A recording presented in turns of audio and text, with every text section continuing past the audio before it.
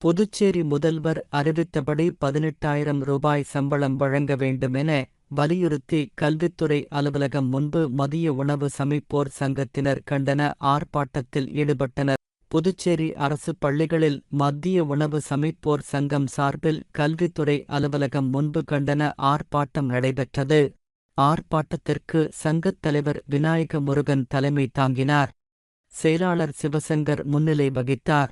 கௌரவத் தலைவர் ஆனந்தராஜன், அரசு ஊழியர்கள் சம்மேளன கூட்டு இயக்கத் தலைவர் செல்வம், செயலாளர் முருகவேல், பொருளாளர் அருள்தாஸ் உள்பட பலர் கலந்து கொண்டனர்.